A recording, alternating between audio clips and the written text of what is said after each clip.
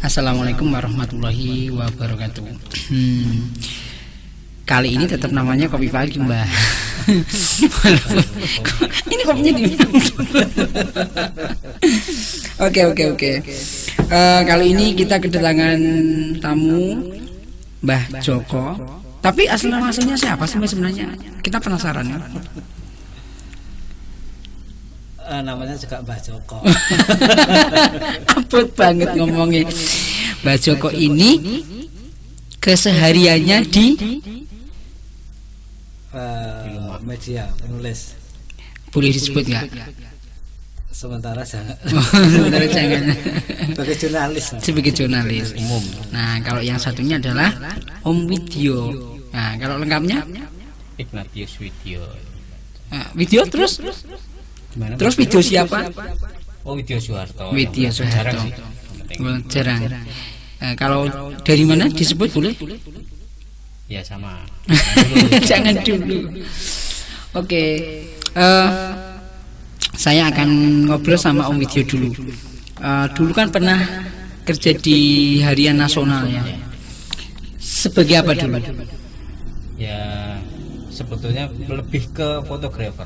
Terus ada sedikit bantuan teman dari Pimpretnya melatih saya untuk nulis ya sedikit-sedikit lah dari awal itu. Tapi pernah di percetakannya juga ya? Ya 2 tahun saya di. 2 tahun. Apa yang dikerjakan di percetakannya? Ya dari desain grafis, mesin film, terus plat sampai ke naik cetak mesin. Jadi tahu persis bagaimana sebuah mesin itu bekerja.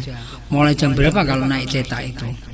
Naik cetak terakhir jam 12 malam. Jam 12. Itu mesinnya harus dipanasi dulu gitu atau gimana? Iya. Jadi ada yang gagal dulu start awal pemanasan. Bakar berapa eksemplar Pak. Jadi Om Widyo masuk kerjanya jam berapa kalau kayak gitu? Itu sore jam 6 udah masuk. Jam 6. Jadi masuknya jam 6. 3 kadang jam 4. Terus pulangnya jam berapa? Iya tuh jam 3-4. Oh, jam 3-4. Oke, nanti yang melipeti dan sebagainya udah ada sendiri. Sudah ada freelance-nya. Kalau Mbah Joko kan juga di media cetak juga. Iya. Nah, di media cetak tentu kan beda. Satunya majalah, satunya koran. Apa perbedaannya mungkin? Sebenarnya itu sama ya. Sama, hanya kalau berita koran itu kan lebih banyak ke news ya. Sehingga pemberitaan news itu setiap jam bisa terupdate. Namun kalau di era cetak itu harus menunggu karena kan ada deadline, kemudian ada sirkulasi. Berbeda dengan era sekarang yang ketika sudah memasuki era teknologi digital, secara otomatis berita itu tiap detik bisa langsung update. Nah, ini bedanya kan di situ. Kalau dulu kan tidak, harus melalui beberapa proses tahapan untuk mengupdate sebuah berita straight news ya, untuk berita-berita terbaru. Kalau majalah memang tidak didesain untuk news. Jadi meskipun di situ ada berita news, namun sistem penulisannya atau materinya lebih ke dalam ya, karena dianggap kalau majalah itu hari ini kita tulis mungkin beberapa bulan ke depan tidak akan basi. Karena kan itu kan batas bedanya majalah itu dengan koran harian. Karena koran harian lebih banyak mengupas pada news nih, ada berita-berita terbaru, terupdate. Tetapi kalau majalah meskipun masuk juga dalam jurnalistik, namun kan sistem tata penulisannya sedikit berbeda itu. Berarti majalah itu koyok gudeg ya Mbak. Semakin diinget saya anget saya enak. Wah. Oke. Di situ. Karena memang pembahasannya memang berbeda ya. Berbeda. Kalau majalah kan kalau diibaratkan sebuah piramida itu kan piramida terbalik, di atas dikupas kemudian nanti merucut kepada satu pokok permasalahannya di mana lah, itu di bawahnya kan di situ seperti itu. Itu dulu belajarnya gimana, Mbah? Ya kalau menulis majalah atau apapun ya yang namanya jurnalistik itu kan harus tetap kita harus sering belajar. Kalau saya kembali lagi pada tataran filosofi Jawa bahwa isone itu karena belajar, apike kanthi mergo kerep kulino nulis. Jam terbang berarti. Jam terbang itu kan membuat seseorang akan terbiasa menulis. Memang dalam menulis itu yang susah itu kan seperti percintaan. Bagaimana mengungkapkan di depan itu dulu. Tapi kalau sudah mengalir kan nanti langsung turun-turun. Menulis itu ibarat kata orang mengucap kata cinta sebenarnya. Susah di depan, kalau sudah rampung selesai kan tinggal mengalir saja mengikuti kan itu. Om Widyo dulu ketika masih ada mesin cetak masih menggunakan ya, tapi sekarang udah nggak terbit lagi ya yang di nasional, hanya di daerah Jakarta aja ya. Nah itu kemungkinan presisi salahnya berapa persen untuk mesin cetaknya? Ya dari semenjak mungkin berita masuk kemudian dimasukkan ke editor sampai cetak itu kemungkinan salahnya berapa persen gagal? Mungkin 10%-an bisa. 10%. Letak kegagalan tertinggi ada di bagian apa? Di mesin. Iya. Oh mesinnya. Iya. Oh iya, karena kalau di komputer layout komputer kalau belum jadi belum masuk, tapi kalau jadi baru bisa masuk ya. Nah kalau dicetakan itu kesalahannya di apanya? Kadang rusak mesinnya itu. Yang rusak mesinnya. Macet. Mesinnya tua atau gimana?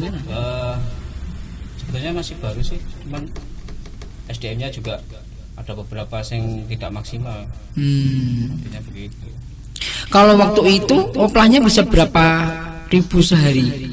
Sampai 10.000. 10.000.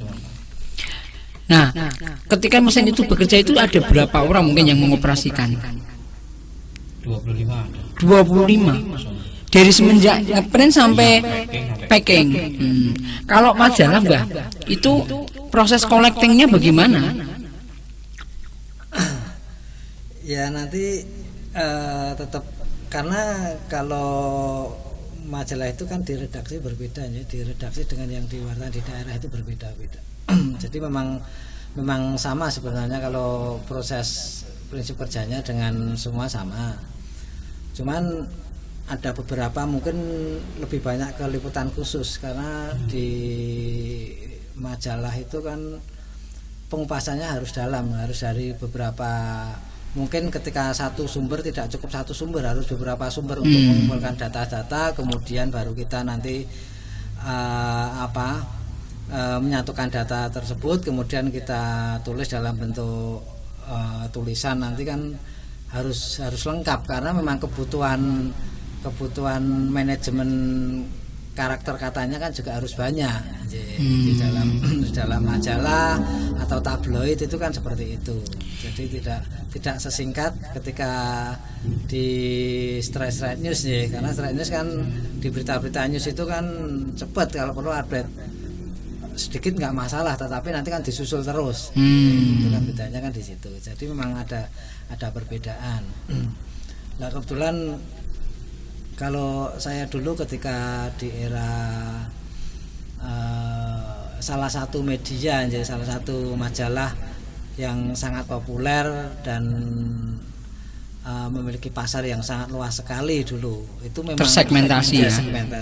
Itu memang sekali terbit, bahkan dalam 2 mingguan itu sekali terbit bisa 200.000 eksemplar. 200.000 sampai sekarang Mbak? Tapi sekarang alhamdulillah sudah tutup. Soalnya kan memang teknologi yang akhirnya kan menggerus ya. Itu sebenarnya kan itu. Dulu memang pasarnya sampai ke luar negeri. Ini memang segmen tertentu saja dulu. Nah ini memang butuh skill khusus ketika pada waktu itu, karena majalahnya juga termasuk majalah-majalah majalah segmen sisi lain istilahnya boleh disebutkan banyak sekali tentang kebudayaan, tentang kearifan lokal, sehingga itu kan juga cara pengupasannya juga berbeda dengan berita-berita news itu. Saya kira itu kalau menurut Mbah Joko, majalah itu sampai bisa eksis sampai sekarang, kira-kira kenapanya, Mbah? Ya kalau sekarang itu satu, itu apapun namanya, untuk eksis sampai sekarang itu modal harus kuat. Karena zaman sekarang itu yang paling utama memang itu ya.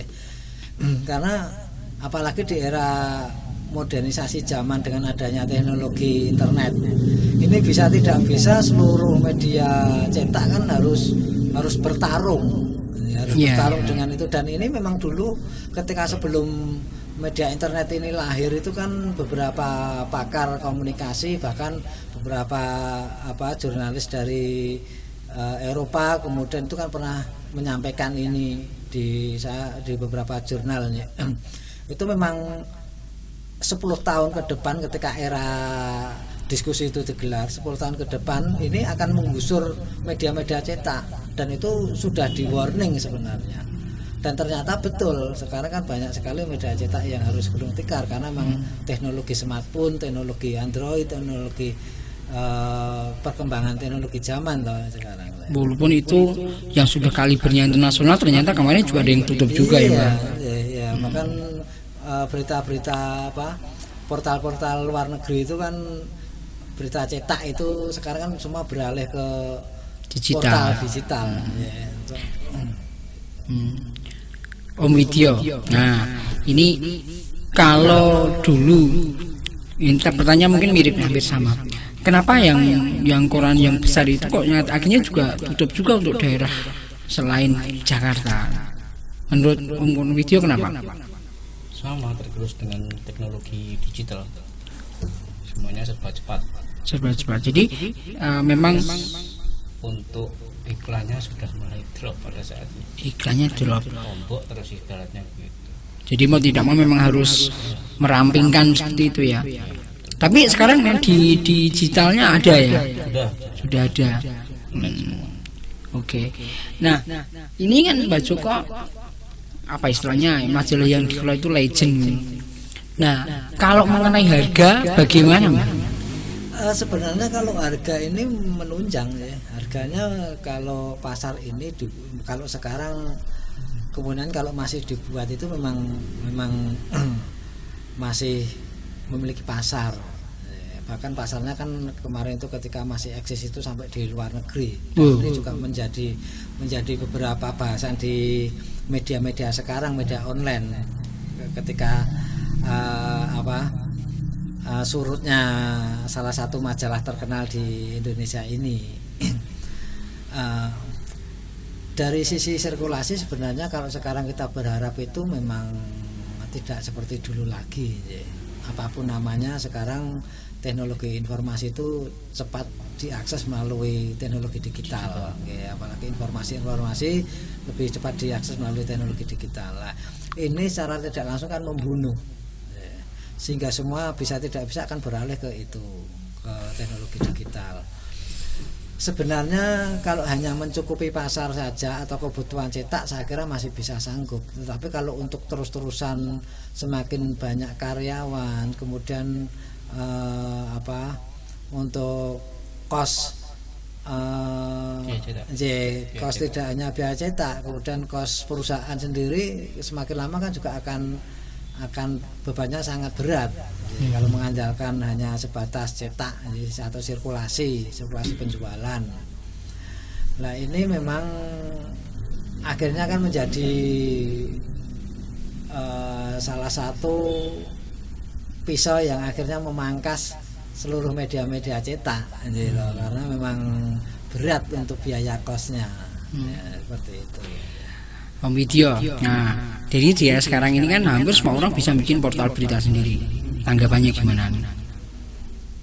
Ya tetap kita akan mengikuti arusnya seperti apa. Mau enggak mau. Ngalir ya. Ngalir. Tapi akhirnya di situ kekuatan yang ditonjolkan apa kalau begitu? Apa yang membedakan dengan orang yang mungkin sudah berkaliber sama mungkin yang bermunculan di daerah misalnya. Mungkin konten-konten yang bersifat lokal, Konten ya, kearifan ya. Iya. Oke. Nah sekarang bagaimana suka dukanya menjadi seorang jurnalis, Om Widyo gimana? Yang apa dulu nih, suka apa dukanya nih? Nah sukanya dulu. Sukanya itu ya banyak kenalan, Oke. tambah relasi, Banyak gitu kenalan. kan. Standar. Wah, kalau dukanya ya itu dikejar deadline, udah. Loh, kan sekarang Kejaran. Loh, sekarang kan Diana oh iya harus cepet ya. Karena sudah online harus cepet. Dan untuk koran kan harian istilahnya. Kalau Mbak Joko gimana nih? Suka dukanya apa menjadi seorang jurnalis? Ya kalau sebenarnya kalau suka duka sama saja ya, apa karena itu pekerjaan. Baik suka atau duka tetap harus dijalani karena terlepas itu nanti persoalan itu di lapangan, sebenarnya persoalan itu kan memacu kita untuk lebih semakin maju lagi. Tetapi memang kalau dikatakan suka ya namanya salah satu selain memang hobi nulis, lah jurnalis itu kan memang sebuah pekerjaan yang bisa tidak bisa kan harus kita jalani dengan suka. Karena itu juga menyangkut tentang ekonomi keluarga. Itu kan makanya kan pesan perut itu kan harus seperti itu. Tetapi kalau dikatakan ketidaksukaannya ya memang kadang untuk mencari informasi itu kadang suka sulit lah itu. Karena kadang kan narasumber itu banyak sekali yang apa ibaratnya seperti bola pingpong lah ya, dilempar-lempar. Itu juga menjadi salah satu ya namanya dukanya di lapangan ya seperti itu. Tetapi kan hal seperti itu kan ada trik-trik tertentu lah nanti bisa kita siasati ya, ketika kita berada di lapangan. Sebenarnya kan pengalaman itulah yang mencambuk kita untuk akhirnya menjadi pandai bagaimana mengenal situasi, bagaimana ya posisi lingkungan, kemudian bagaimana kita menempatkan diri, bagaimana kita menggali informasi baik secara langsung ataupun tidak langsung, itu kan nanti akan memacu kita untuk bisa mampu seperti itu. Kalau perbedaannya zaman dulu konvensional sama digital ini yang paling krusial apa, Om? Sudah gimana itu?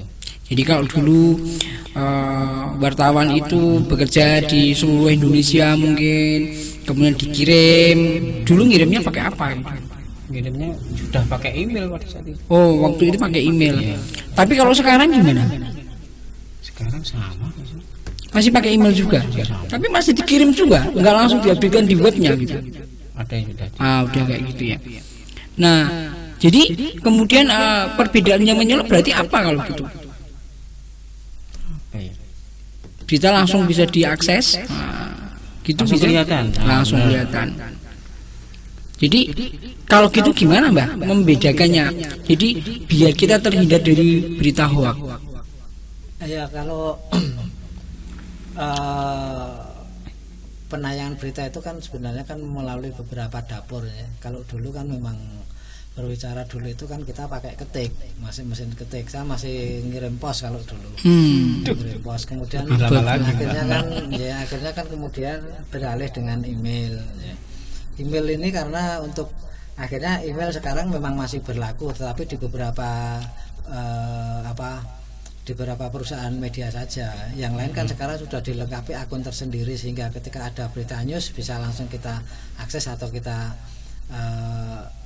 naikkan. Tetapi memang untuk menangkal hoax sendiri itu kan memang media itu berbeda dengan media sosial ya. Nah, faktualisasi berita ini kan penting sekali bagi media, bagi seorang jurnalis. Sehingga ini nanti sebenarnya yang akan melegitimate kita ya, melegitimate sebuah portal berita itu akan memiliki banyak pembaca ya. Sehingga memang saat sekarang ini ada beberapa mungkin yang orang paling mudah memviral dalam berita, membuat berita bohong atau kemudian menjelek-jelekan kebencian ya.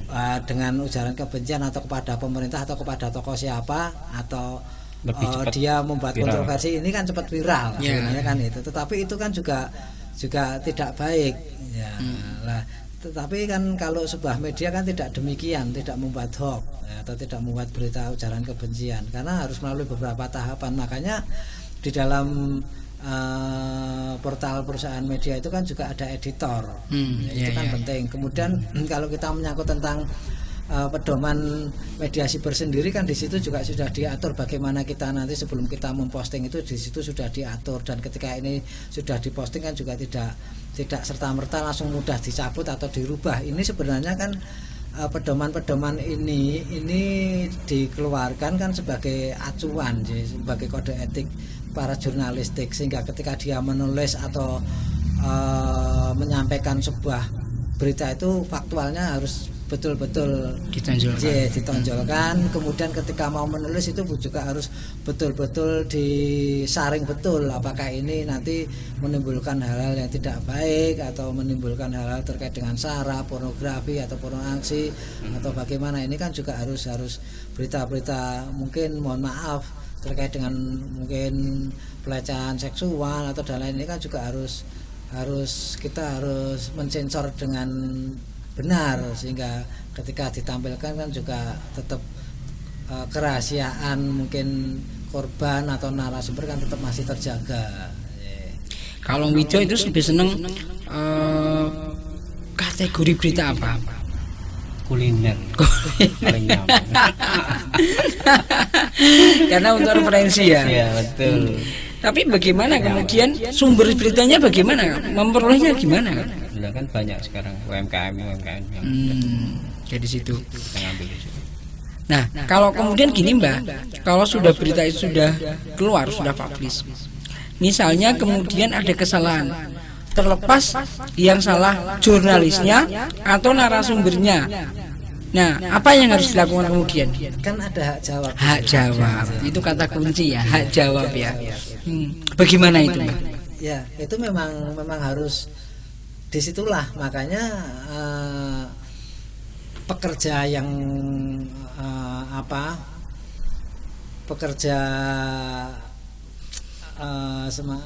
jurnalis, kemudian advokat, kemudian kedokteran itu kan memiliki satu undang-undang kode etik tersendiri, itu kan. Itu di situ karena di situ memang diberi ruang untuk siapa, untuk memberikan hak jawab, termasuk jurnalis, itu kan. Ketika ada kesalahan atau siapa lah, nanti kalau yang narasumber misalkan kok beritanya tidak sesuai dengan yang ini ya, nanti kita ralat dengan berita selanjutnya.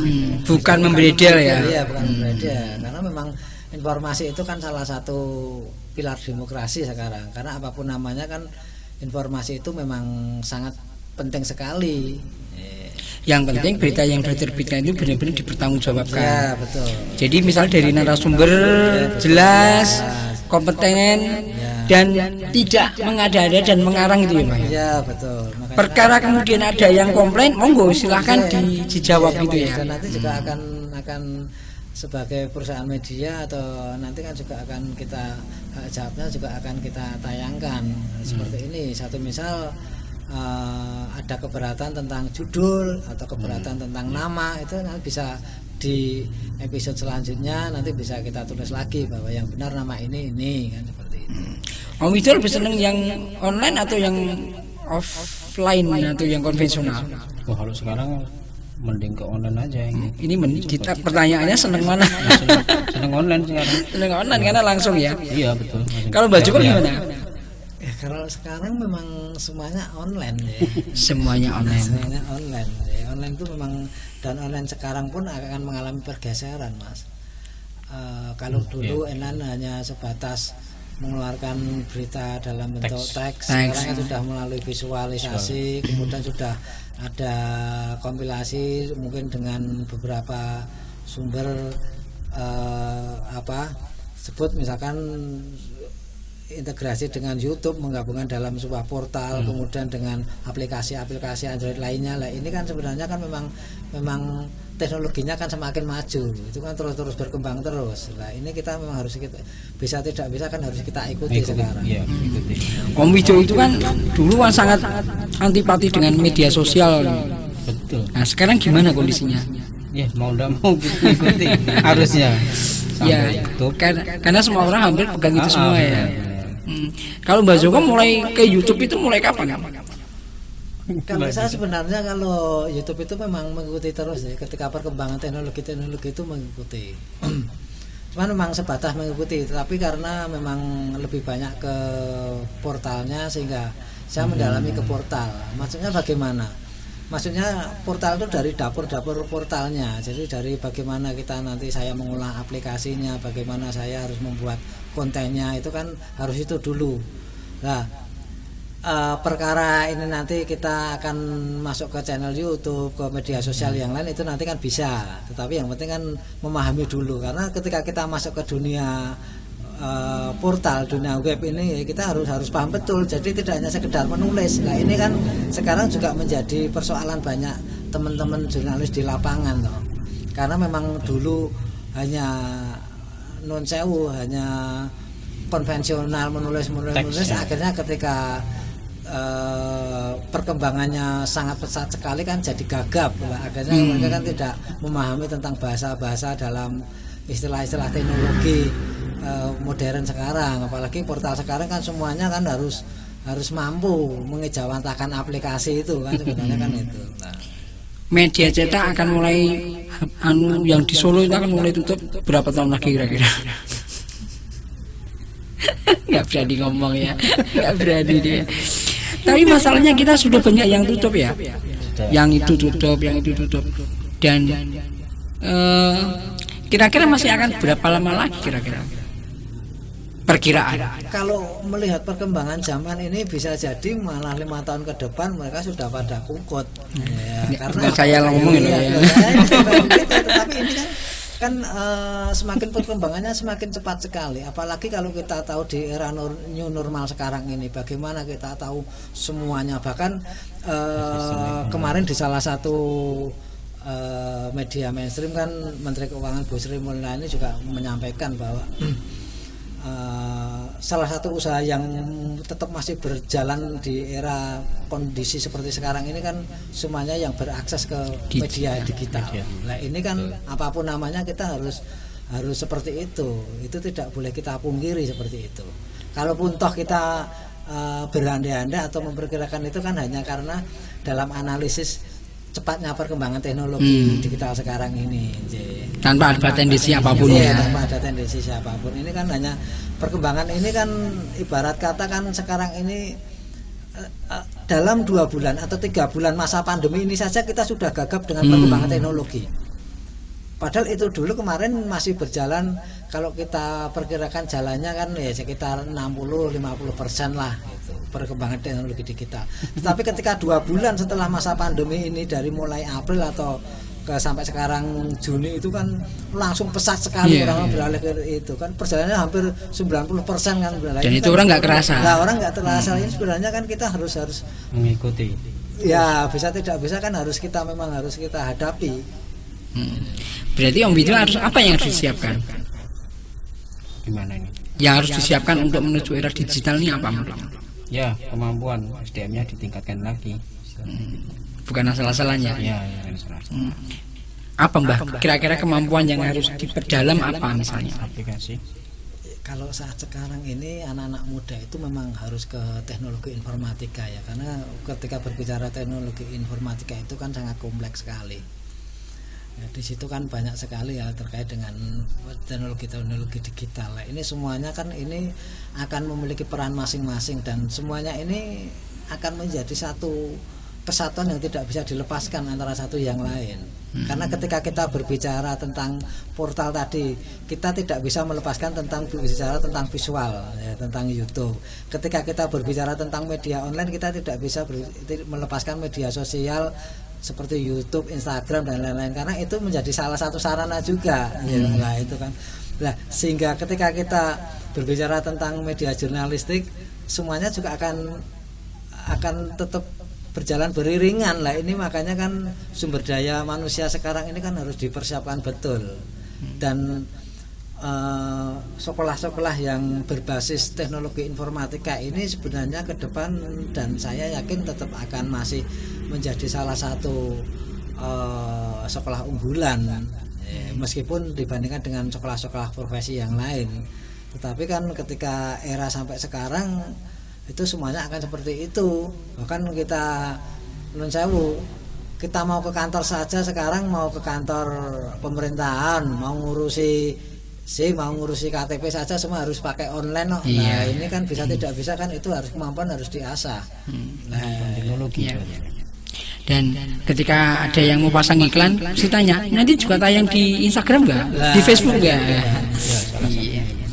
Ya, jadi pemirsa, intinya memang kesimpulannya mau tidak mau kita akan terseret ke dalam arus teknologi. Tetapi yang bijak adalah kita tidak diperbudak oleh teknologi. Semoga bermanfaat. Assalamualaikum warahmatullahi wabarakatuh. Waalaikumsalam.